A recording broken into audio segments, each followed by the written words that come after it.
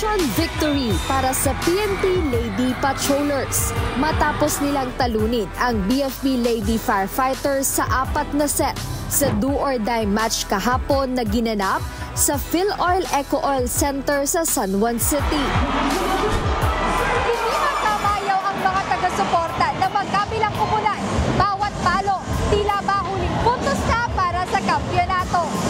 Ngunit nanaig ang lakas ng PNP at nasungkit nila ang gintong medalya ngayong UNTV Volleyball League Season 3. Tinapos nila ang match sa scores na 28-26, 25-20, 23-25 at 25-19. At para sa setter ng team na si Team Bangkola, hindi madali ang laban kontra sa BFP, ngunit sinaga ito ng kanilang team para makuha ang panalo. Sobrang ecstatic kasi sabi namin, Game 3, it's anybody's game. Pwede nang mag-go sa BFP, pwede mapunta sa amin. So kailangan namin pagtrabahuhan. In the past few days, nung natalo kami after Game 2, pinaghirapan lang talaga namin. Sabi namin, it's do or die. Baka now or never na either manalo kami or matalo. So why not yung piliin namin is yung manalo. Right now, hindi pa gaano nag-sink in. Kasi yung BFP, they gave a good fight. It just so happened na we gave a better fight siguro and sinaga talaga namin kanina. So, ayun, overwhelmed pa ako. Wala pa. Siguro bukas na magisingin.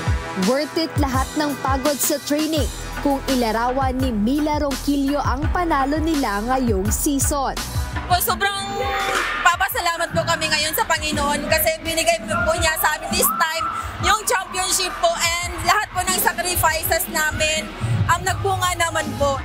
At para kay Police Senior Master Sergeant Rod Pinalba, head coach ng Lady Patrollers, malaking bagay ang championship na ito, hindi lang sa team, kundi para rin sa kanilang beneficiary. Maraming salamat Kuya Dali Rason sa pag-imbita ng Team PNP. Sana next season makasali pa rin po. At sa beneficiary po namin, malaking tulong po ito sa mga kasamahan naming pulis na may mga sakit, na diagnose ng cancer. Para sa inyo po itong panalo namin. 1 million peso grant tax-free ang matatanggap ng kanilang benepisyaryo na Philippine National Police Officers Ladies Club. Samantala, tinanghal na Finals MVP si Team Bangkola na nagpakita ng volleyball excellence sa court na kahit may iniindang sakit ng katawan mula sa huling game noong nakaraang linggo. Yung ACL ko kasi way back 2022 pa siya. So after nung Game 2, nag-therapy ako for some days and actually after nito mag-MRI na ako kasi hindi natin sure kung ano na nangyari sa ACL injury ko. But sabi ko nga, irrelevant kasi do or die na talaga literal. So kahit masakit, sakit talaga kanina pa actually. Hindi ako makatakbo pero kailangan ako ng team ko. I had to be there, so sinaga ako.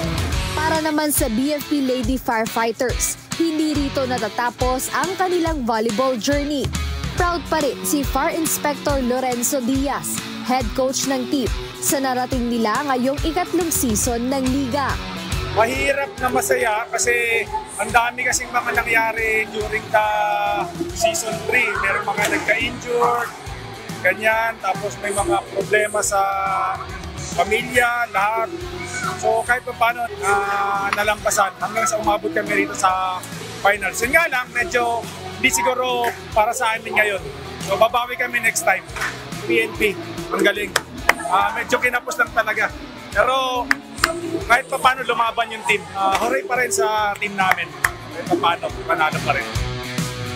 Magpapatuloy ang ating pagtulong sa kapwa. Doing charity is our way of life. At ito ang advokasya ng UNTV Sports and Charity. Jedne Resina, humahataw sa balita ngayon.